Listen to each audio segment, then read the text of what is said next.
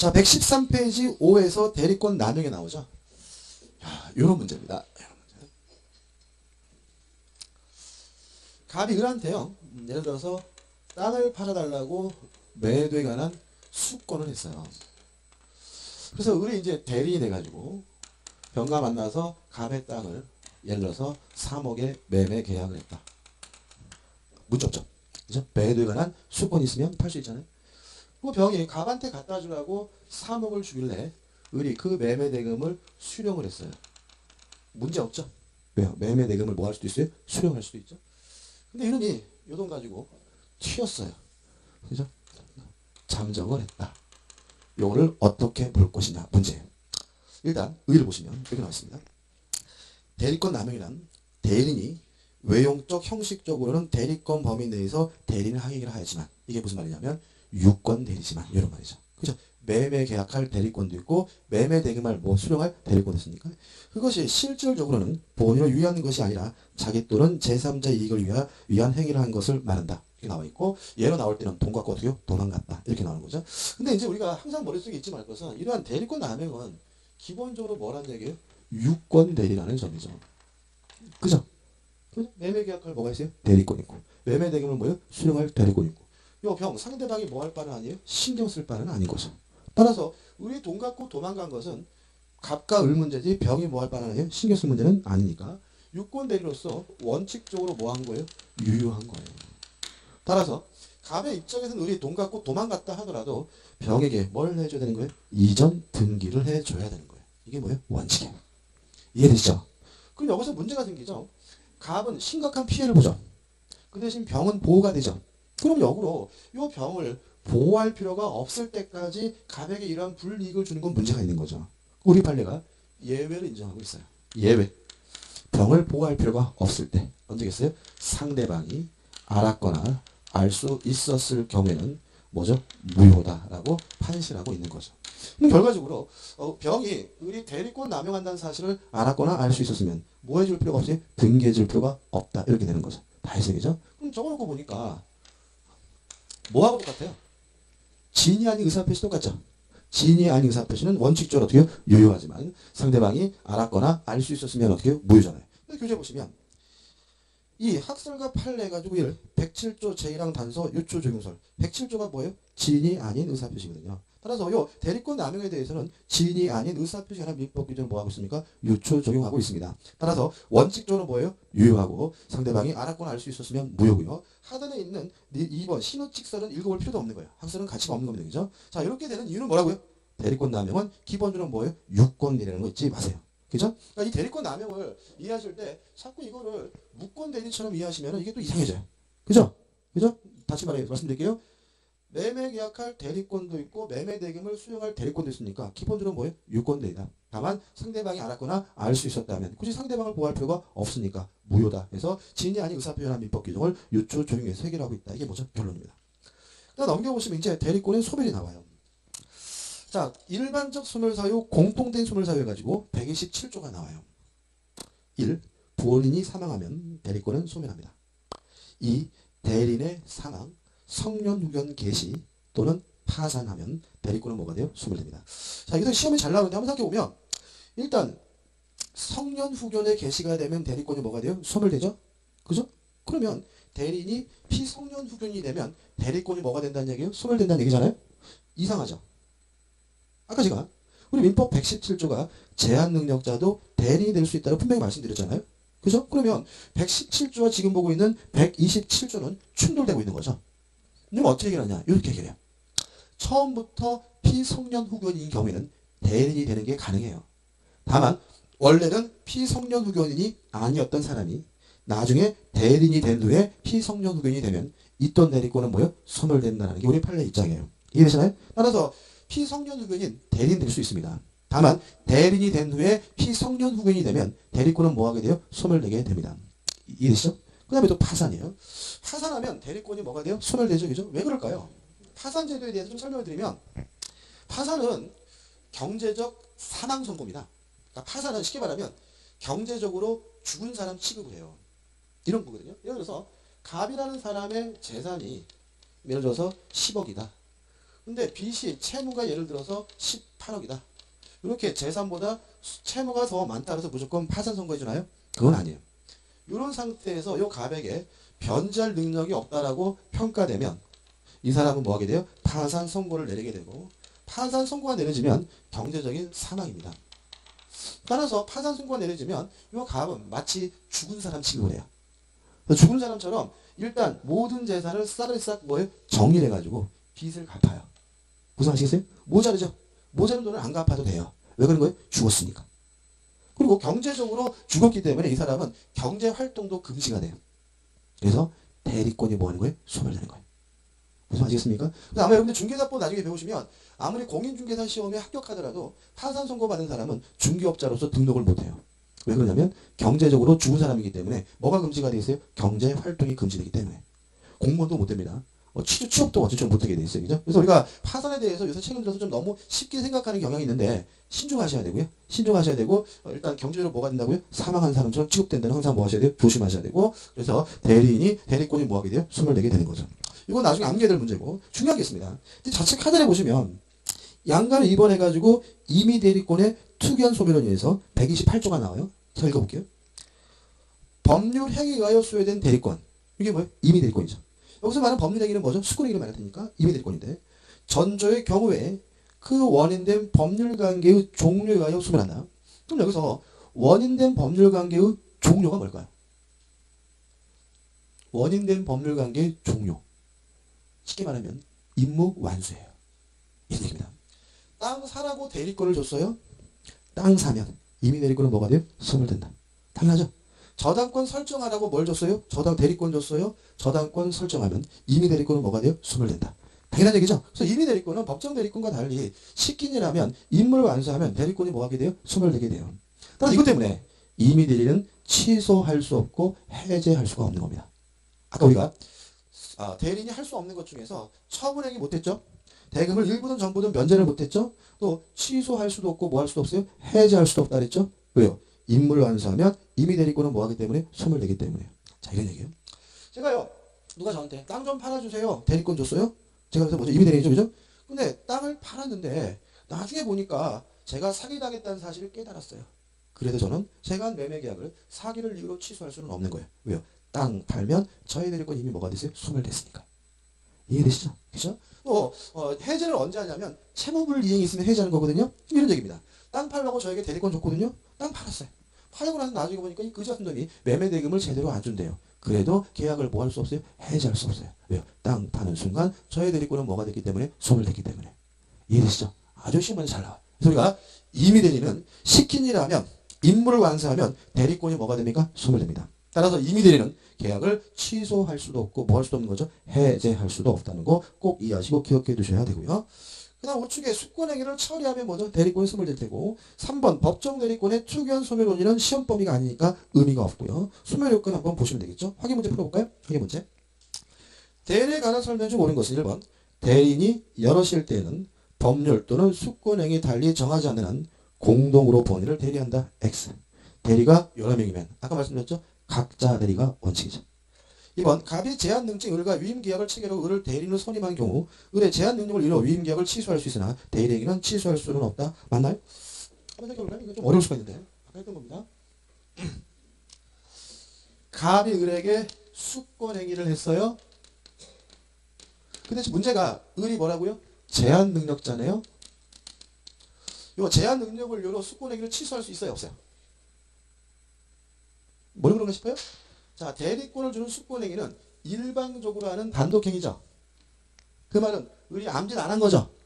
그죠? 그 말은 우리 암짓 안 했으니까 제한 능력으로 수권행위를 뭐 할 수 없어요? 취소할 수 없고 따라서 제한 능력자도 뭐가 될 수 있는 거예요? 이미 대리인이 될 수 있는 거죠. 동의하시죠? 그죠? 그 다음에 갑이 을과 만나서 뭘 했다고요? 위임 계약을 했대요. 위임은 계약이니까 을이 승낙이겠죠? 그래서 이것은 제한 능력을 이유로 뭐 할 수 있어요? 취소할 수 있죠. 그죠? 위임 계약이 취소가 됐어요. 수권 영향을 줘요? 안 줘요? 줘요? 안 줘요? 안 주죠? 그래서 위임 계약이 취소가 됐더라도 을은 여전히 뭐란 얘기예요? 대리인이란 얘기죠. 다시 한번 볼까요? 갑이 제한 능력자 을과 위임 계약을 체결하고 을을 대리인으로 선임한 경우라는 말은 지금 두 가지 행위를 한 거예요. 위임 계약도 했고 무엇도요? 수권 행위도 한 거죠. 의뢰 제한 능력을 이로 위임 계약이 취소될 수 있으나 맞죠? 그죠? 대리행위는 취소될 수 없다. 맞네요. 왜요? 수권행위는 유효한 것이고 수권행위 영향 주지 않으니까요. 그래서 답은 뭐가 돼요? 2번이 되는 거죠. 이해되시죠? 좀 까다로울 수 있어요. 3번. 갑이 을에게 금전 소비 대참 이것을 위해 담보권 설정 계약을 체결할 대리권을 수여할 경우 그러면 이 사람은 임의 대리인이죠. 대리권을 뭐 했다고요? 수여했다고요. 임의 대리니까 원칙적으로 위 계약을 해제할 권한도 있다. X죠. 왜요? 임의 대리는 시킨 일 하면 임무를 안 수하면 대리권이 뭐가 돼요? 소멸이기 때문에 취소권도 없고 뭣도 없어요? 해제권도 없으니까. 4번은 좀 이따 봐야 되고 5번 본인의 사망, 성년 후견 개시 파산은 대리권 소멸 사유이다. X죠. 본인에 대해서는 한 가지만 있죠. 본인에 대해서는 사망 한 가지만 있고 본인의 성년 후견 개시나 본인의 파산은 뭐가 됩니까? 대리권 소멸 사유가 아니죠. 답은 뭐죠? 2번입니다. 어려운 문제입니다. 이거 그죠? 어려운 문제이기 때문에 나는 이해가 안 된다. 라고 하더라도 너무 실망하지 마시고요. 대충 감은 온다. 그 정도만 돼도 오늘은 뭐요? 성공하는 강의가 되는 거죠. 넘기시면 3번에서 대리행위에서 현명주의가 나옵니다. 오늘 솔직히 좀 어렵고 재미없는 부분 하는 겁니다. 그죠? 그러니까는 뭐 오늘 수업 듣고 실망하셔서 다음 주에 안 오고 내일 안 오고 그러지 마세요. 그죠? 대리는 중요하기 때문에 아주 반복 많이 할 거예요. 자, 대리행위에서 현명주의가 나오는데 이런 얘기입니다. 한번 생각해 보세요. 갑이 본인인데요. 을한테 네가 내 대신 세종시 가서 아파트 좀 사라고 대리권을 줘서 을이 대리인이 된 거죠. 자, 을이 세종시에 와가지고 아파트를 보러 다녀보니까 병의 아파트가 좋아 보여요. 그래서 병과 만나서 매매 계약을 했어요. 여기서 치명적 문제가 있어요. 왜냐하면 병의 입장에서는 아파트 사는 사람을 을로 받아들인다는 점이죠. 누가 와가지고 아파트 파세요 그러면 요 인간이 사는구나 라고 생각한다는 거예요. 따라서 이 매매 계약 효과가 을이 아닌 갑에게 발생하려면 을은 최소한 자신이 대리인이라는 사실을 밝혀야 되는 거예요. 내가 사는 게 아니라 갑을 위해서 사는 겁니다 라고 밝혀야 하는데 이걸 우리가 뭐라 그러냐면 현명이라고 하는 거예요. 무슨 아시겠죠? 그죠? 다시 말씀드릴게요. 자, 병을 받는 매매 계약할 때는 제가요 헷갈리게 말씀드렸는데 제가 사는 게 아니라 갑이 사는 겁니다. 나를 위해서 매매 계약한 게 아니라 갑을 위해서 매매 계약합니다 라고 밝혀야 누구에게? 본인에게 효과가 발생해요. 이걸 우리가 뭐라고 해요? 현명이라고 하는 거예요. 법조를 읽어볼게요. 114조입니다. 1. 대리인이 그 권한 내에서 본인을 위한 것임을 표시하는 의사표시는 나를 위해서 매매 계약을 하는 게 아니라 본인을 위해서 매매 계약합니다 라고 표시하는 의사표시는 누구한테요? 직접 본인에게 대하여 효력이 생긴다 라고 규정을 두고 있어요. 그럼 이제 다 끝났습니다. 본인을 위해서 한다는 사실을 밝혔어요. 현명을 했으면 요 매매 계약의 효과가 누구한테요? 본인에게 기속이 되겠죠. 따라서 누가 책임을 져야 되냐면 본인이 책임을 져야 되는 거예요. 근데 현명을 안 했어요. 대리인이라고 안 밝혔어요. 그러면 상대방 입장에서는 누가 아파트를 산다고 받아들이게 돼요? 을. 따라서 이때는 원칙적으로 누가 책임을 져야 되는 거예요? 대리인이 책임을 져야 되겠죠. 그죠? 물론 현명하지 않았더라도 병이 상대방이 대리인이라는 사실을 이미 알고 있었어요. 또는 알 수가 있었어요. 그럼 굳이 을에게 책임을 기소시킬 필요는 없으니까 이때는 누가요? 본인이 책임을 지게 되는 거죠. 그치? 그래서 현명을 해야 본인을 위해서 매매 계약한다는 사실을 밝혀야 누가 책임을 져요? 본인이 책임을 지는 거고요. 현명하지 않으면 누가요? 대리인 자신이 책임을 지고 현명하지 않았더라도 상대방이 알았거나 알 수 있었으면 누가요? 본인이 책임을 지게 되는 거죠. 다 한 겁니다. 그죠? 다 했는데 예외가 있어요. 예외. 첫째, 수동 대리는 상대방 측에서 현명을 해야 한다. 이해되시나요? 수동 대리는 누가 의사표시를 하는 거죠? 수동 대리는 누가 의사표시를 하는 거예요? 상대방. 그죠? 따라서 너한테 하는 게 아니라 갑한테 한다는 사실을 누가 밝혀야 돼요? 상대방 측에서 밝혀야죠. 이해되시죠? 이해되시죠? 이해 안 돼? 조심하실게요. 현명을 본인의 이름으로 한다 이렇게 가면 안 되는 거예요. 다시 말하면 요 매매 계약은 누구 이름으로 매매 계약하는 거예요? 대리인 이름으로 하는 거죠. 왜 남의 이름 함부로 써요? 지 이름으로 매매 계약하되 내가 대리인이라는 사실을 밝히는 게 뭐예요? 현명인 거예요. 함부로 남의 이름 쓰면 안 되죠. 어떻게 하는 거예요? 자기 이름 쓰고 자기 도장 꽝 찍고 본인이 한다는 사실을 밝히기 위해서 위임장을 첨부하는 거예요. 이게 원칙인 거잖아요. 그러니까 이거를 본인의 이름으로 하는 게 현명이다. 이거는 잘못된 생각인 거예요. 그러니까 현명이란 말은 내가 사는 게 아니라 갑이 사는 거다. 나를 위해서 매매 계약하는 게 아니라 갑을 위해서 매매 계약하는 거다. 이걸 밝히는 게 뭐예요? 현명이잖아요. 그러면 수동 대리는 누가 의사표시를 하는 거예요? 상대방이 의사표시를 하는 거잖아요. 그죠? 그러면 너한테 하는 게 아니라 갑한테 한다는 사실을 누가 밝혀야 돼요? 상대방이 밝혀야죠. 따라서 수동대리는 누가 현명해야 되는 거예요? 상대방 측에서 현명하는 거예요. 이해되시죠? 그죠? 누구 이름 문제가 아닌 거예요. 그죠? 그 다음에 예외적으로 현명할 필요가 없는 게 있어요. 첫째, 상행위는 현명할 필요가 없습니다. 왜냐하면 상행위 가장 주된 특징은 반복적인 거죠. 그러니까 물건 하나 팔 때마다 나를 위해서 하는 게 아니라 본인을 위한 겁니다라고 얘기해야 된다면 장사할 수 없겠죠. 따라 상행위는 뭐 하지 않아도 돼요? 현명하지 않아도 돼요. 근데 두 번째 중요한 게 있는데 부부간에 일상 가사 대리권을 행사할 때도 뭐 할 필요 없냐면 현명할 필요가 없어요. 일상 가사 대리권은 뭐냐면 부부는 일상적인 가사 집안일에 대해서 뭐가 있어요? 대리권이 있다 이런 얘기죠. 옛날에 가사 시간 있었죠 학교 다닐 때. 지금 있나요? 지금 가정 시간인가요? 가사가 뭐예요? 집안일 이런 뜻입니다. 자 보세요. 갑과 을이 부부예요. 부부인데 남편은 출근해가지고 회사에서 열심히 일하고 있고 부인이 집에 계시는데 아파트 보일러에 기름이 떨어졌어요. 그래서 병이라는 주유업자를 불러가지고 아파트 보일러에 기름을 넣으면 이 병은 기름값을 을에게만 달라할 수 있는 것이 아니라 남편에게도 달라 그럴 수가 있는 거예요. 왜냐하면 아파트 보일러에 기름을 넣는 것은 일상적인 집안일이기 때문에 부부 쌍방에게 뭐가 있어요? 대리권이 있는 거죠. 따라서 행위는 을에게만 돈 달라고 하는 것이 아니라 갑에게도 뭐예요? 돈 달라고 할 수 있는 거고요. 이때 을이 굳이 나는 갑에 대는 을입니다라고 뭐 할 필요는 없어요? 현명할 필요는 없는 거죠. 따라서 일상 가사 대리권 행사할 때는 굳이 뭐 할 필요 없습니까? 현명할 필요가 없어요. 기억을 옆에서 말씀드리면 남편이 여자분이었으니까 남편이 저번 달에 룸싸움도 아니고 막 카드 막 긁어가지고 카드값이 2천만 원 나왔어요. 부인이 갚아줘야 돼요? 갚아줄 필요 없어요? 안 갚아도 돼요? 반대로 부인이 명품 가방 사고 막 명품 구두 사고 막 이러는 바람에 긁어가지고 카드값이 1,000만 원 나왔어요. 남편이 갚아줘야 돼? 갚아줘야 돼? 그거 갚아줘야 돼요?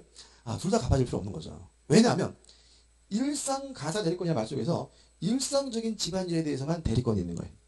룸사롱 가는 것은 일상적인 집안일이 아니에요. 따라서 배우자에게 뭐가요? 효과가 지속되지 않고요. 명품 가방을 사는 것도 뭐예요? 일상적인 집안일이 아닌 거예요. 따라서 배우자에게 뭐죠? 효과가 없어요. 따라서 그런 카드값은 굳이 뭐 할 필요 없어요? 갚아줄 필요가 없어요. 다시 말하면 부부는 뭐에 대해서만요? 일상적인 집안일에 대해서만 배우자 행위에 대해서 뭘 지는 거예요? 책임을 지는 거예요. 그래서 저는 굉장히 기분 나쁜 뉴스 이렇게 볼 때 좀 기분 나쁜 거는 연예인들이 이혼할 때 이런 말을 많이 하거든요. 배우 남편이 회사에 사업하다 실패해가지고 너무 힘들어서 이혼했다. 거짓말입니다. 다시 말하면 남편의 사업 실패에 대해서 배우자가 책임질 일은 없는 거예요. 어디까지만 책임지는 거예요? 일상적인 집안일에 대해서만. 우리는요 명백히 부부는 부부지산 별산자라고 해가지고 남편 일과 부인 일은 분리되어 있어요. 이것이 혼용되는 부분은 어디서만요? 일상적인 집안일에 대해서만 그런 거예요. 그래서 남편이 사업하다 실패했다 그래서 배우자가 멎을 필요는 없어요? 책임질 필요는 없는 거예요. 근데도 힘든 거 왜 그런 거예요? 그 남자가 싫어져서지 뭐.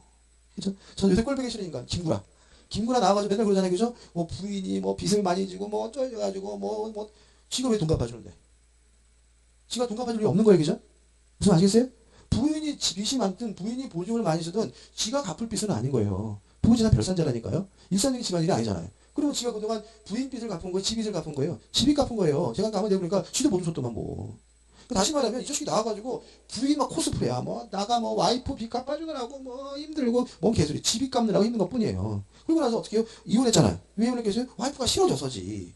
그렇잖아요. 그죠? 와이프가 빚이 많아서 이혼한 건 아닌데 녹화하는데 자꾸 언론에 나와가지고 그 이혼한 그 여자분은 뭐예요? 천인공노할 만행을 저지른 이 여자처럼 얘기를 하고 그리고 저는 더 보기 싫은 게 그 자식은 뭐예요? 지 아들까지 데리고 나오잖아요. 그러면 그 아주머니 그 누군지 모르지만 그 양반은 인생이 뭐야?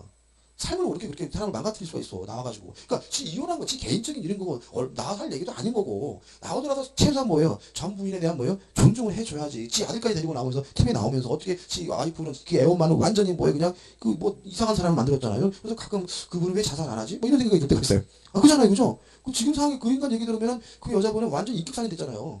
그죠? 완전히 남편의 길을 다 망가뜨리고 그리고 그런 거지. 근데 또 요새 또 지가 또 무슨 연애 얘기도 가끔 하고 그런 얘기죠. 요새 나와가지고 나는 꼴보기 죽겠어 그냥 돌렸으면 좋겠는데 우리 와이프가 재밌다고 보자 그러니까 그냥 TV를 한 대 더 사든지 해야지 그냥. 아무튼간에 일상적인 집안일에 대해서 뭐가 책임이 있어요. 조심할 행동이 있어요. 이게 이제 실생활인데 만약에 남편 카드값 2천만 원이죠. 그러면 우리는 반드시 카드에다 부인한테 전화해요. 그래가지고 사모님 안녕하세요. 이번에 남편 카드값이 2천만 원인데요. 이렇게 나온단 말이죠. 그러면 우리나라 한여자들은 죄송해요 이렇게 하거든. 재정할 거 하나도 없어. 왜 좀 내가 줬어? 지가 쓴 거지. 내가 쓴 거지. 왜 강변 내가 재정해? 그럴 때는 절대로 재정하다 말하면 안 돼요. 재정하에 그러면 뭐라 그러면 아이고 사모님 그러면 이번 달에는 좀 힘드신가 봐요? 그러면 이제 뭐라 그래? 예. 그런단 말이에요. 아유 그러면은 뭐 한 달 여유 더 드려야 될까요? 그러면 이제 서로 고마운가 봐. 예. 그럼 게임 끝. 원래는 갚을 필요가 없는 돈이었는데 내가 한 달 여유를 드리면 갚겠습니다라고 추인한 것이 돼버려요. 무슨 아시겠어요? 그래가지고 한 달 지나면 이제는 안 친절해. 처음에 친절했다가 이제 안 친절해가지고 매달 며칠 갚으셔야 됩니다. 막 내용 좀 오고 막 그런단 말이에요. 그래가지고 내가 알아봤더니 갚을 필요 없대 그죠? 그때 가가지고 내가 나간대 그러면 이제 어떻게 고객님 녹음한 것들을 그렇게 녹음해 보여준단 말이에요. 그래서 법률적 문제에 대해서 우려고 보세요. 그죠? 절대로 전화로 쉽게 얘기하지 마세요. 뭔가 좀 까다로우면 뭐라 해야 돼요? 아 문서로 보내주십시오. 저는 아무 말 못하겠습니다. 라고 답변하시고 끊어버려야 돼. 그러면 이제 문서로 와요. 알아서 어떻게 해요? 룸사롱비는 빼고 마트에서 쓴 돈만 해가지고. 무슨 말이겠어요? 그죠? 그러니까 이게 뭐냐면 우리나라는 아는 사람한테 약하게 돼 있어요. 모르는 사람한테 치고 들어오는 거예요. 그러니까는 항상 뭐 카드값 문제가 아니라 어떤 법률적인 문제 있을 땐 절대로 전화를 하지 마시고 문서로 보내주시고 검토해서 말씀드리다 끊어버리시고 문서로 오면 혼자 판단하지 마시고 전문가와 상담을 하셔가지고 어떻게 행동할지를 결정해야 돼요. 누구도 전문가 상담하고 있어요. 박근혜 씨도 전문가 상담하고 있어요. 그래서 대통령도 하는 일을 우리는 안 하냔 말이죠. 꼭 하시기 바라고. 여기가 있는 거죠. 끝이. 그 다음 우측 카드를 보시면 2번에서 뭐가 나오냐면 대리행의 하자가 나와요. 하자.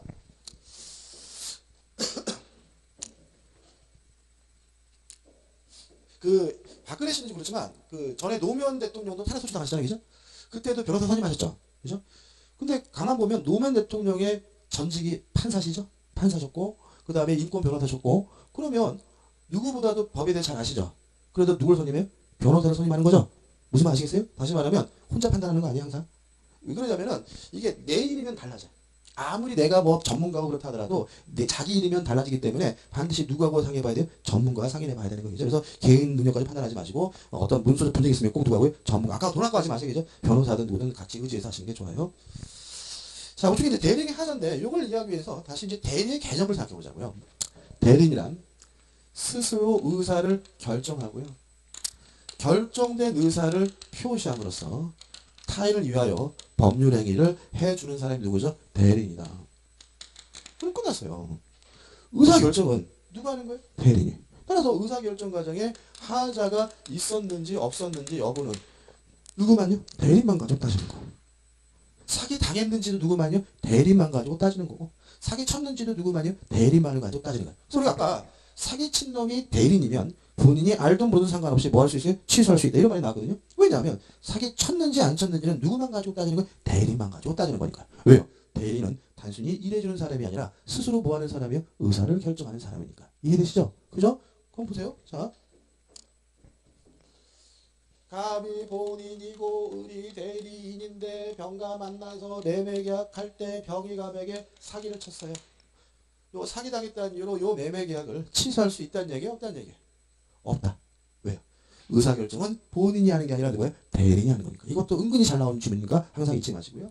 또 의사표시도 누가 해요? 대리인이. 따라서 의사와 표시가 합치됐는지 안 됐는지 여부도 누구만 가지고 따져요? 대리만 가지고 따지는 거예요.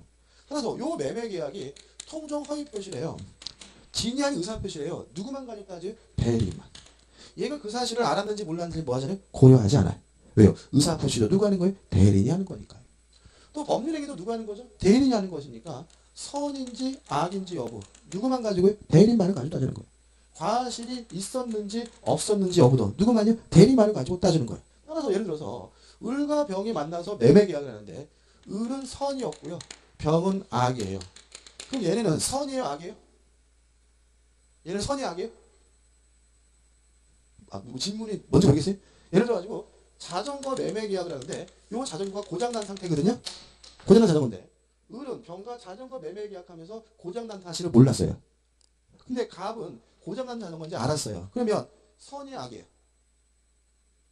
아니 써있잖아. 선인지 악인지 누구만 가지고 따진다고요? 대리만 가지고. 선이 악이에요? 선이잖아. 써있는데 왜 그러셔? 자꾸 이게 뭐냐면은 상식적으로 또 접근하려고 해서 그래요. 이게 여기서 항상 시험에 나오는 이유는 뭐냐면 공부하는 사람 틀리게 돼 있거든. 누굴만요? 대리인. 그죠? 대리만 가지고 따지는 거예요. 왜요? 법률행위는 본인이 한 게 아니라 누가 한 거예요? 대리인이 한 거니까. 그죠? 다시 말씀드릴게요. 단순히 남을 위해서 일해주는 사람 누구 아니에요? 대리인이 아니에요. 스스로 의사를 결정해서 스스로 법률행위 하는 사람만이 누구예요? 대리인인 거예요. 그죠? 다시 말하면 법률행위도 본인이 한 게 아니라 누구예요? 대리인이 한 거니까. 얘가 얘가 선이면 얘네는 뭐인 거예요? 선인 거예요. 왜요? 선인지 악인지 여부는 누구만 가지고요? 대리만을 가지고 따지니까요. 그 다음에요. 이중매매가 이루어졌다고 가정해 볼게요. 이중매매 기억나시죠? 이중매매는 누가 한 거예요? 이것도 대리인이 한 거예요. 따라서 적극, 가담, 했는지 안 했는지 그 여부도 누구만 가지고 따지는 거예요? 대리만 가지고 따지는 거예요. 본인이 아니 물론 상관없어요. 불공정한 법률행위가 이루어졌어요. 이것도 누가 한 거예요? 대리인이. 따라서 경솔했는지 경험이 없었는지 여부는 다 누구만 가지고 따지냐면 대리만을 가지고 따지는 거죠. 여기까지 왔어. 이거 열 필요 없는 거예요. 당연히 대리니까. 근데 그럼 도대체 본인을 기준으로 하는 건 없느냐? 있다. 두 가지인데 본인을 기준으로 하는 것은 첫째, 불공정한 법률행위에 의해서 궁박 여부는 누굴요? 본인을 기준으로 한다. 왜요? 궁박은 어려운 사정을 말하고 어려운지 안 어려운지는 효과를 받는 뭐예요? 본인을 기준으로 해야 되니까. 전에 했던 거 다 잊어버렸죠? 알라버렸네.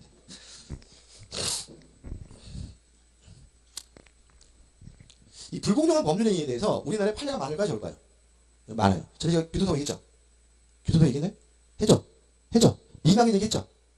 했죠? 했죠? 그래서 그렇게 적이 나야지. 그죠? 다시 말하면 남편이 뒤져서 어려운 거죠. 누가요? 본인인 처가 어려운 거죠.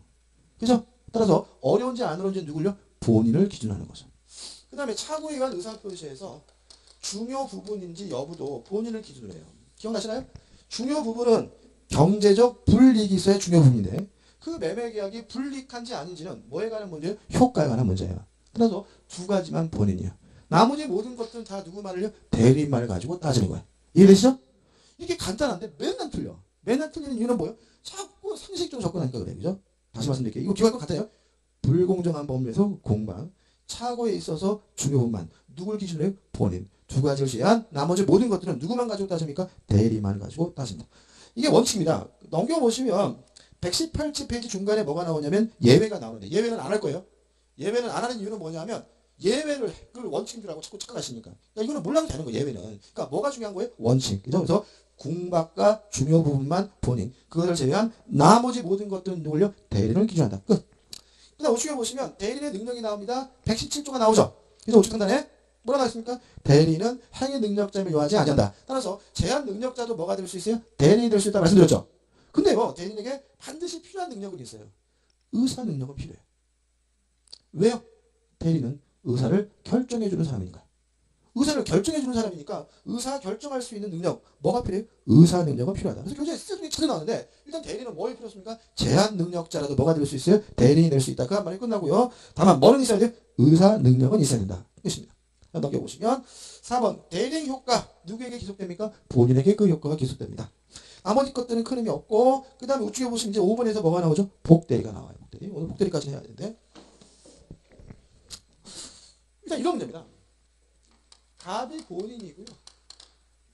을이 대리인인데 을 대리인이 병이라는 사람을 선임을 했어요. 누가 선임했죠? 대리인. 근데 이 사람이 만약에 갑 본인을 대리한다면 요 사람 우리가 뭐라 그러냐면 복대리인이라고 해요. 그 복자가 복구할 때 복자예요. 예수님이 부활할 때 그 부자도 같아요. 다시라는 뜻이에요. 다시. 그러니까 복대리가 뭐래요? 다시. 그래서 이렇게 되는 거죠. 얘가 선임했으면 복대리인. 더 가면 복복대리인. 더 가면 복복복대리인. 이런 뜻이에요. 다시라는 의미고 개념은 대리인이 다시 선임한 본인의 대리인을 우리가 뭐죠? 복대리인이라고 해요.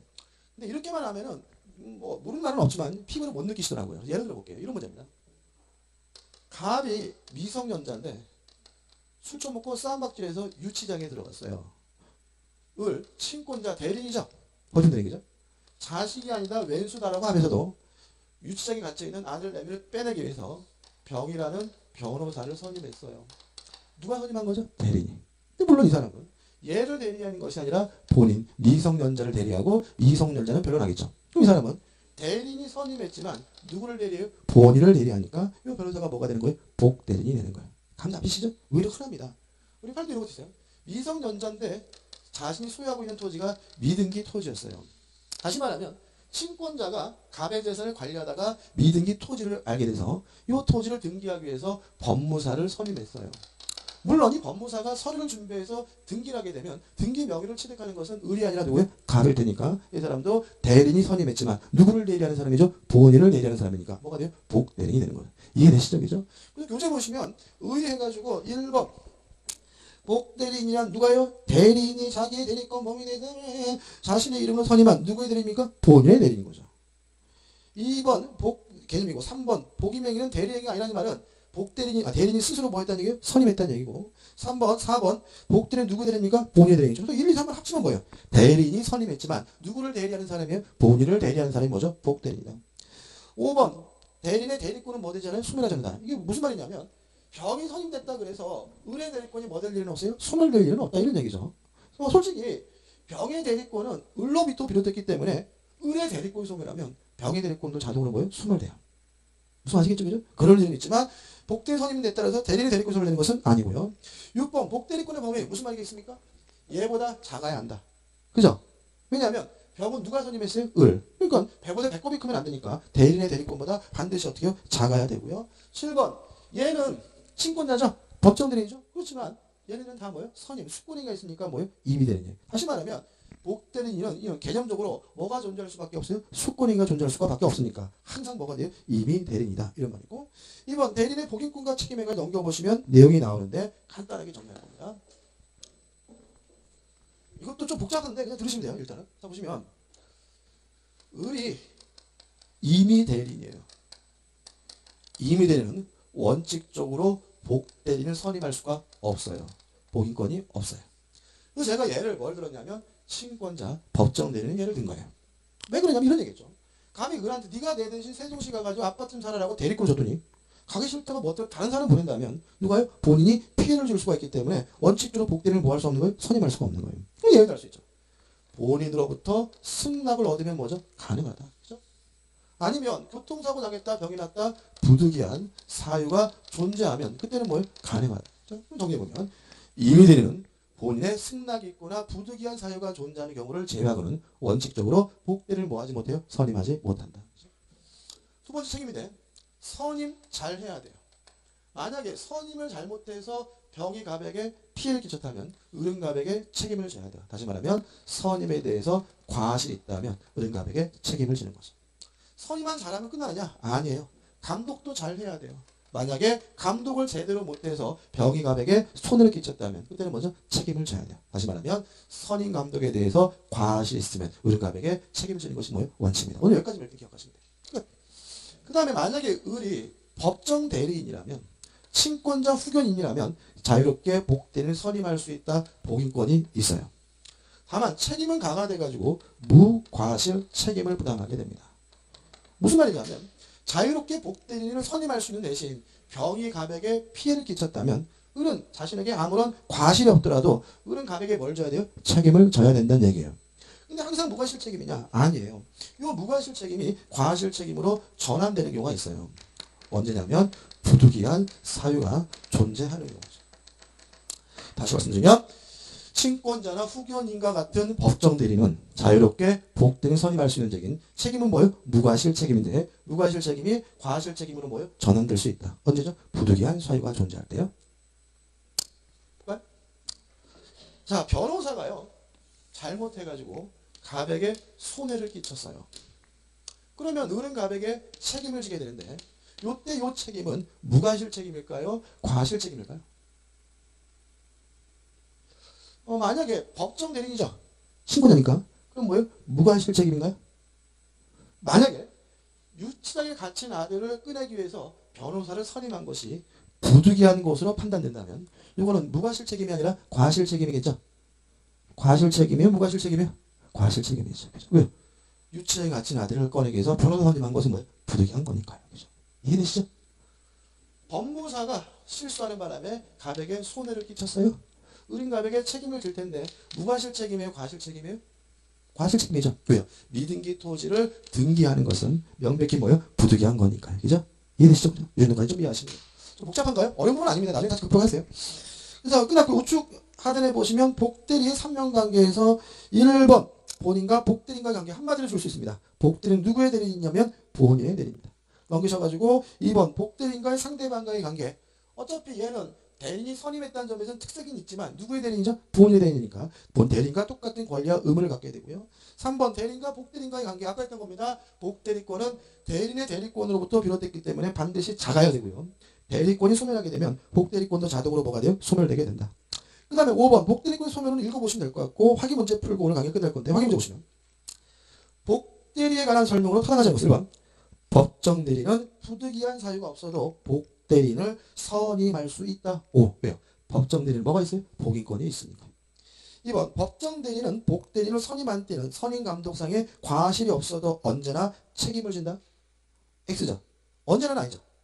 이거 여기죠. 자, 법정 대리는 무슨 책임이에요? 무과실 책임인데 부득이한 사유가 있으면 뭐로 전환돼요? 과실 책임으로 전환되니까 언제나 무과실 책임이다라는 2번 질문은 뭐가 돼요? X가 되는 거죠.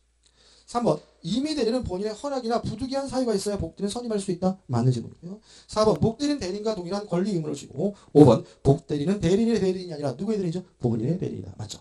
오늘 여기까지 하고요. 내일 문권 대리부터 들어가도록 하겠습니다. 자, 오늘 수고 많으셨습니다. 감사합니다.